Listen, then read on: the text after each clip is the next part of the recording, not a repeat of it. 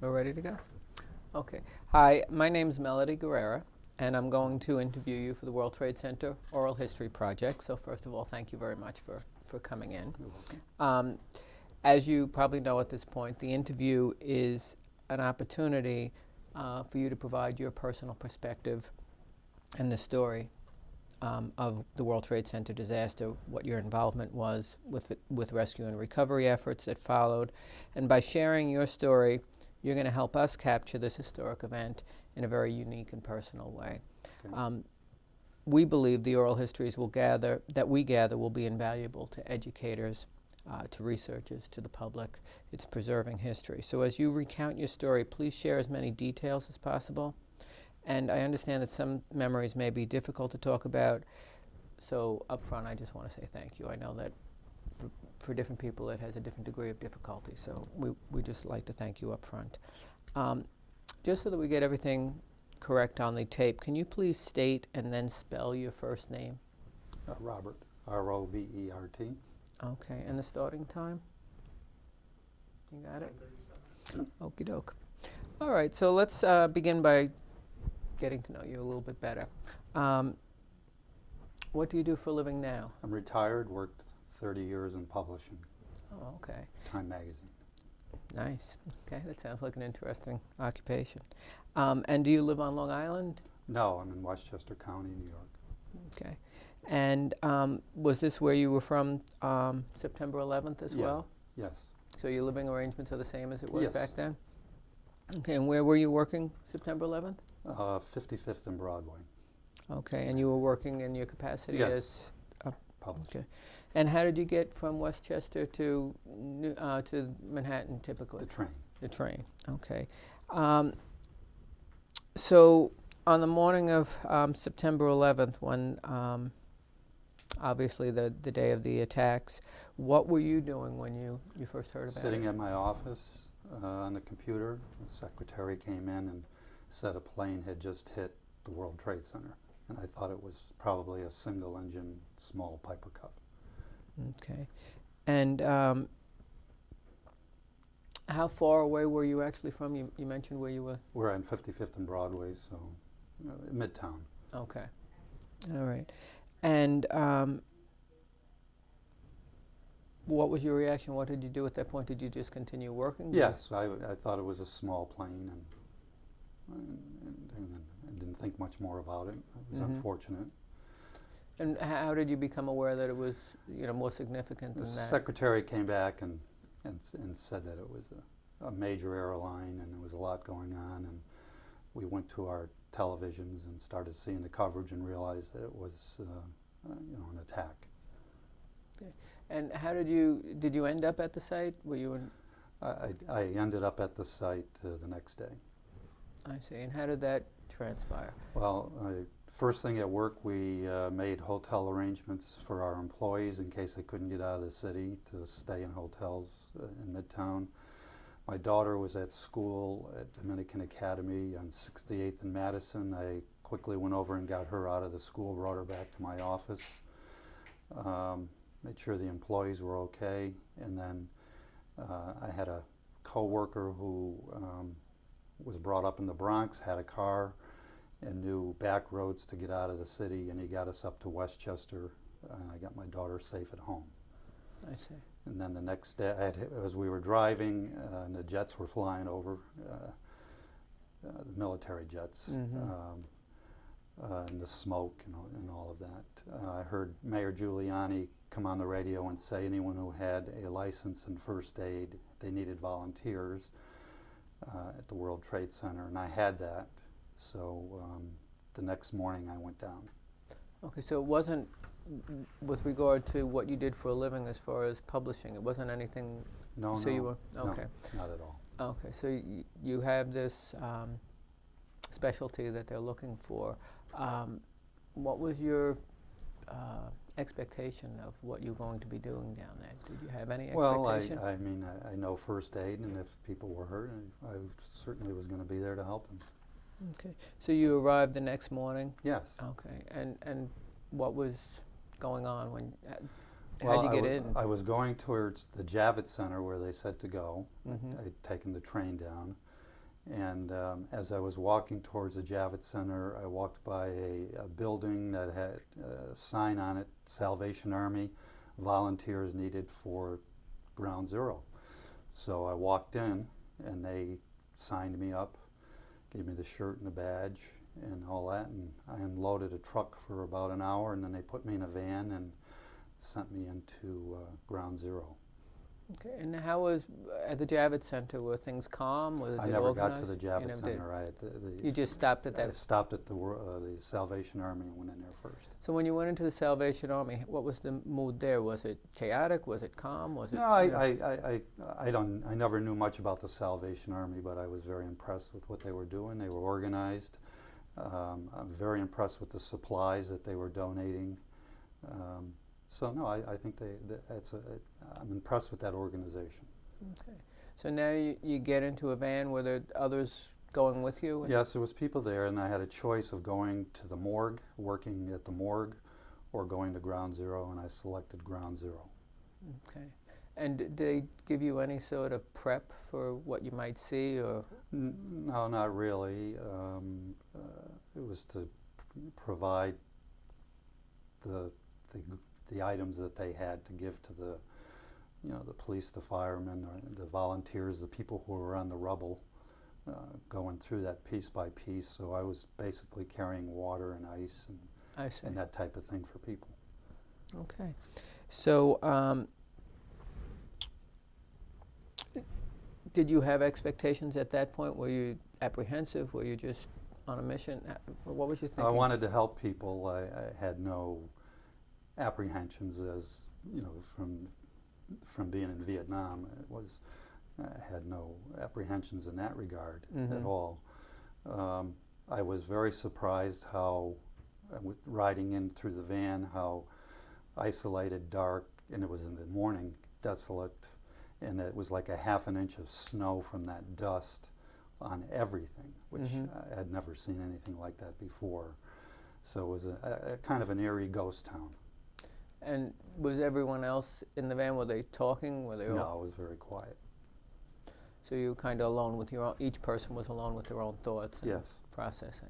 But you had military background that you felt helped you be more prepared for what you were going to witness? Absolutely. Okay.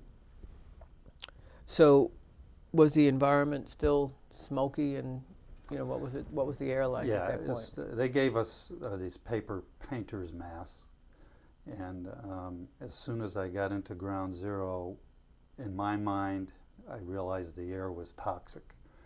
From Vietnam, I was in the 1st Air Cavalry Division, which was an elite unit in Vietnam, and we were flown in by helicopters into battle zones where the Viet Cong were. And before we would get in, artillery would hit it with gas, poison gas. We would go in with gas masks on, and the odor, the smell from that poison gas in Vietnam was the same as the smell and the odor at the World Trade Center, but it wasn't as toxic where people were dropping. But it was that same distinct smell that was there. And in my mind, I knew that this was a bad place to be at, and that I was not going to stay there long because I had 3 small kids. And I knew that that wasn't a good place to be. And you knew that the paper mask was not as good as the gas mask that you had had? The FBI was there, and the FBI, all the FBI agents had full tanks on their back with a full gas mask on the front. That was how the FBI was set up. And the federal marshals had much better masks. And as I was walking in, a federal marshal walked past me and said, he gave me his mask. He said, "You better take that painter's mask off. It's going to do you no good. This stuff is not good in here." And he walked out, gave me his mask. So he gave you a gas mask to wear? Yes. And what about the people you were delivering water and ice to? How were they? Immediately, I would say a good portion of them were not wearing any masks at all. And I just had the thought that this is extremely dangerous for these people. And they were right on top of the rubble.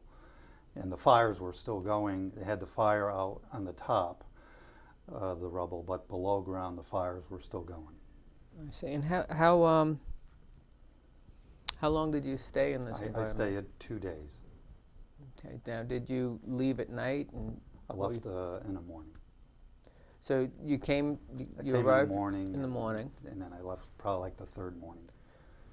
Okay, but so did you sleep? What was your schedule like? I stayed awake and just did my thing, giving water and passing ice around. And there was where I was a church nearby. People would go in there to sit in the church, and I sat in a chair and would doze for a while, and that's where I stayed. But most of the time was out by the rubble.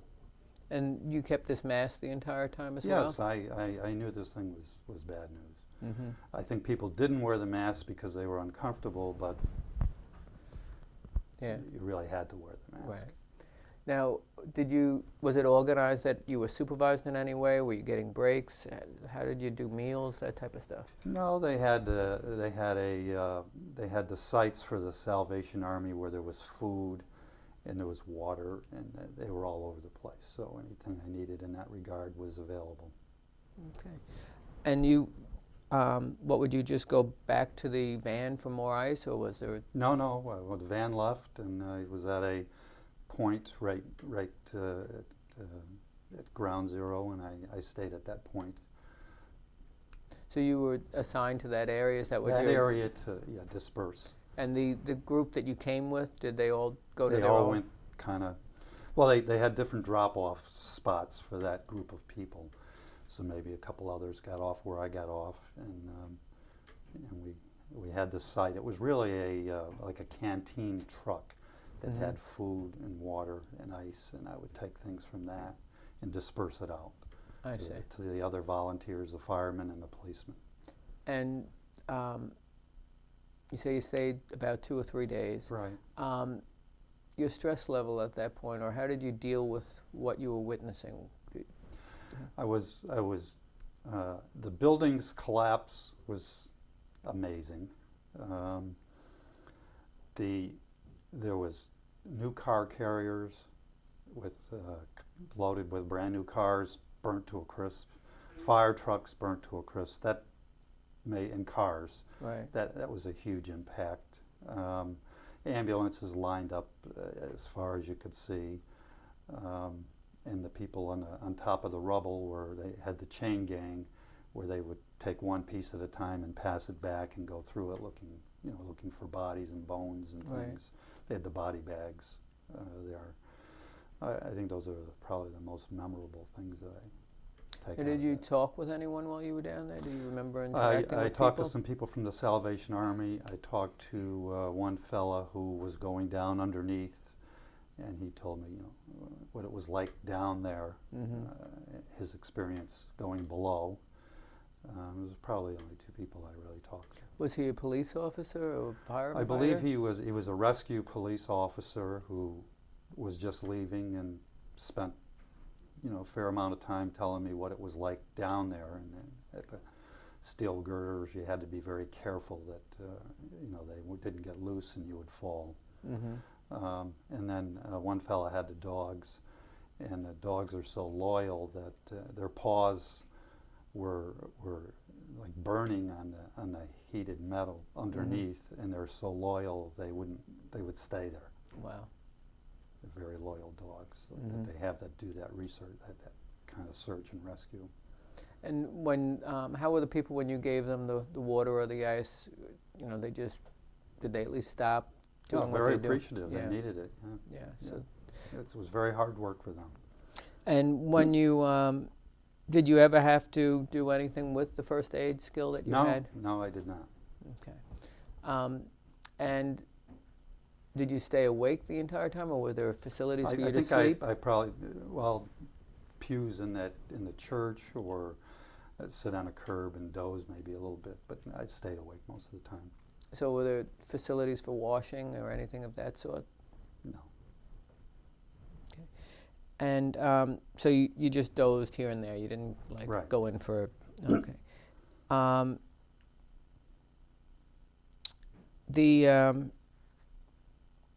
You stayed there 3 days. What was the point? Did you say I'm leaving? Did the Salvation Army say No, that's there was enough? really nobody, kind of a chain of command. I mean, they had their officers or whatever there, but I was basically working on my own, and I realized that one fellow had said to me he was going to stay until the entire cleanup was done.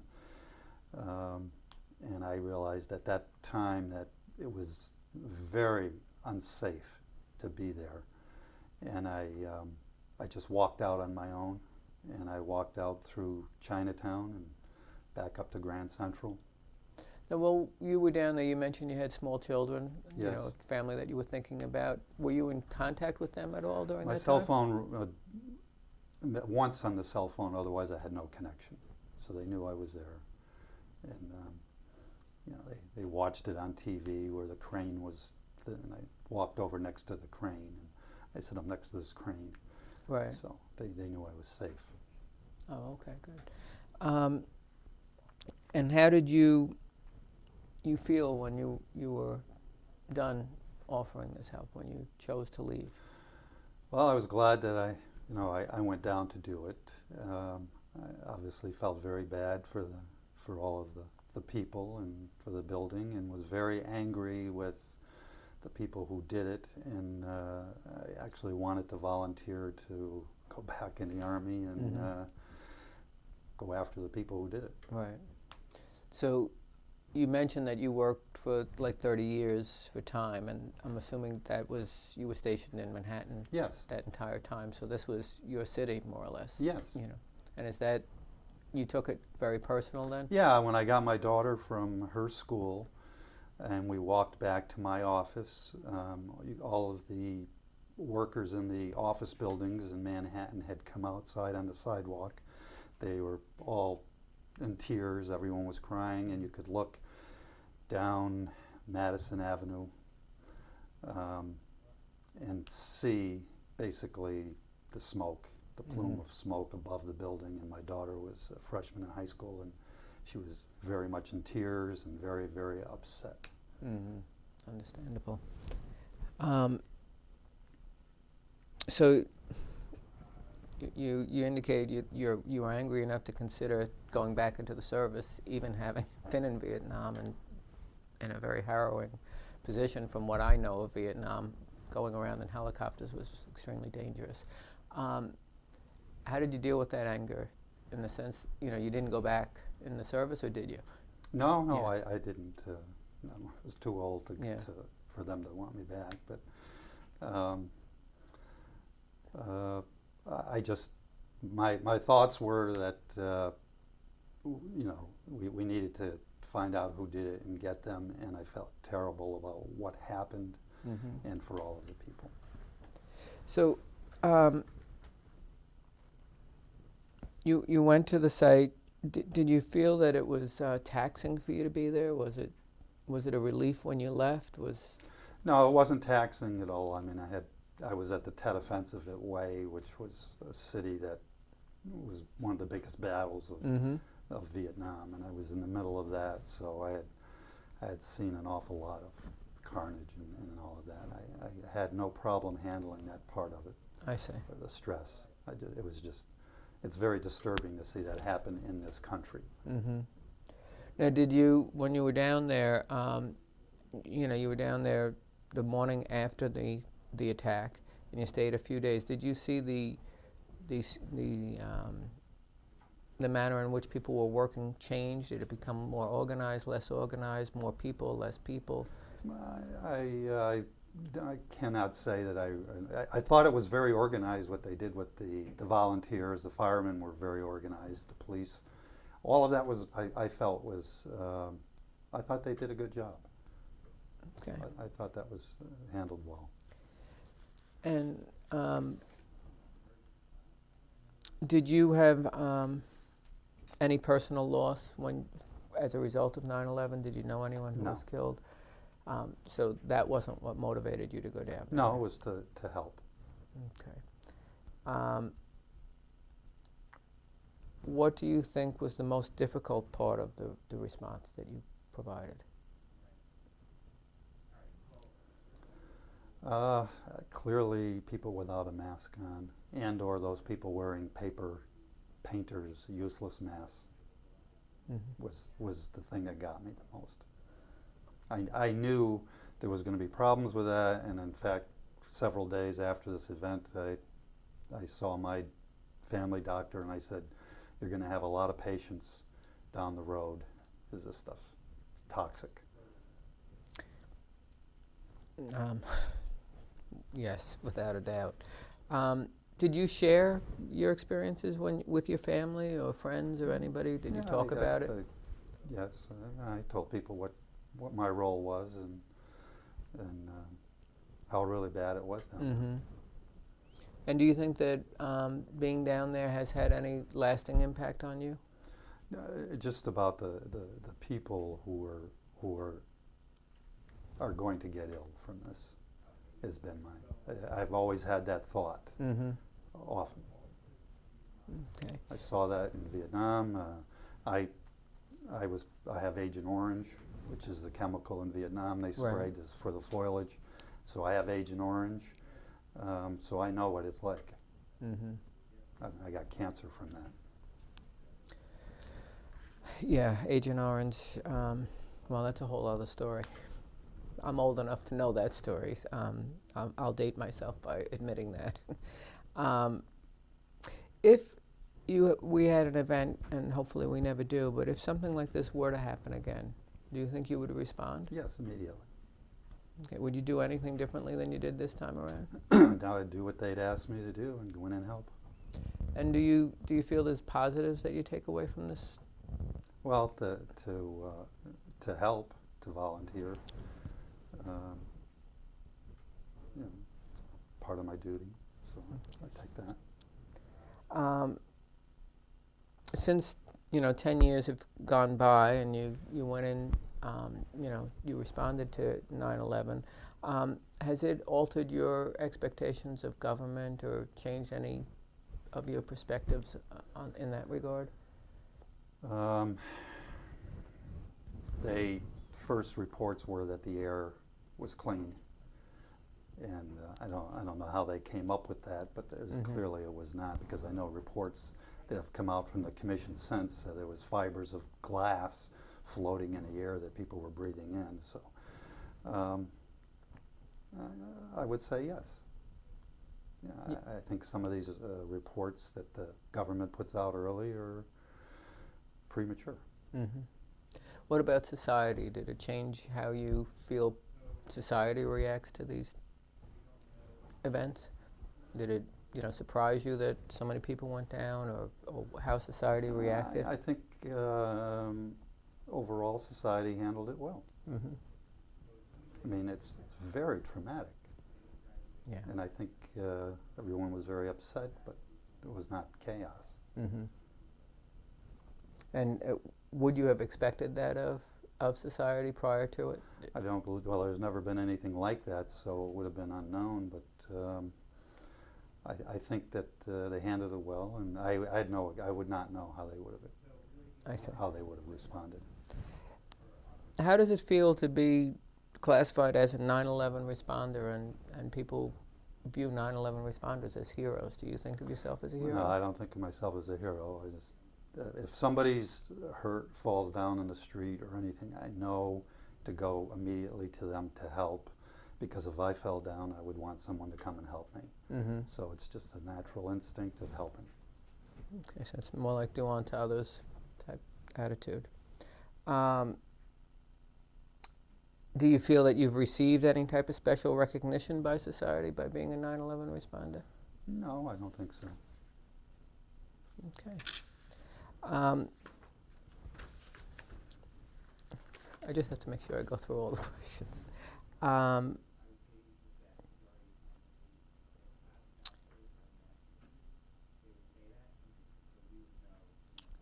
Do you think that your motivation to help others is increased if you feel included by your community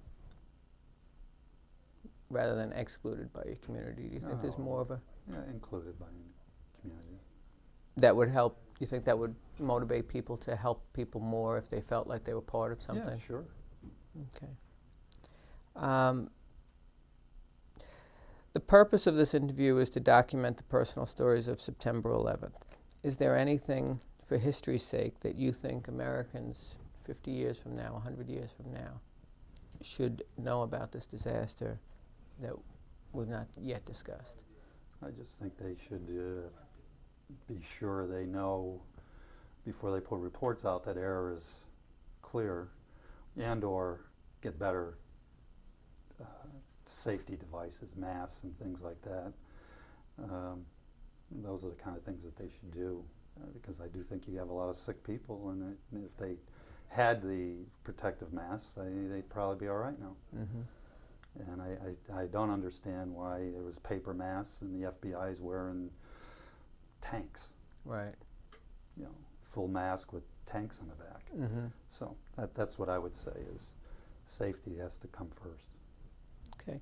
And is there anything about your role down there that you would like to share that we haven't touched upon? No, you've covered what I did down there. Okay. Well then, thank you very much for your you're time. welcome. I appreciate it, and thanks for your service, Thank you. both You're in welcome. Vietnam Thank you. and 9/11. Oh, thank you.